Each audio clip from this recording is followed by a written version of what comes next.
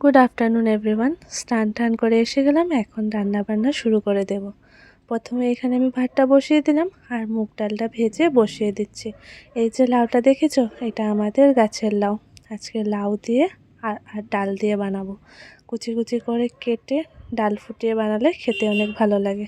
আর তো আজকে নিরামিষ, আরও নিরামিষের দিনে অনেক ভালো লাগে। আর এই যে বাকলটা আছে, এটা আমি আলু দিয়ে ভাজা করে নিচ্ছি। একদিকে ভাজা করে নিচ্ছি, একদিকে ডালটা বসিয়ে দিয়েছি। ডাল বানানো হয়ে গেছে, এদিকে ভাজাও রেডি।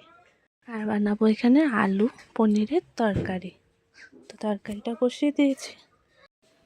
তো এইদিকে পনিরের তরকারি হয়ে যাচ্ছে, আর বানাবো আজকে টমেটো আর খেজুর দিয়ে টক টক খেজুরের টক খেতে ভালো লাগে অনেক, তো বসিয়ে দিলাম। আর বানাবো ক্যাপসিকামের পকোড়ি।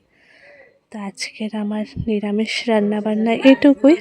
কেমন হয়েছে আমার ভিডিওটা অবশ্যই জানাবে। দেখা হচ্ছে আবার পরের ভিডিওতে। সবাইকে বাই বাই।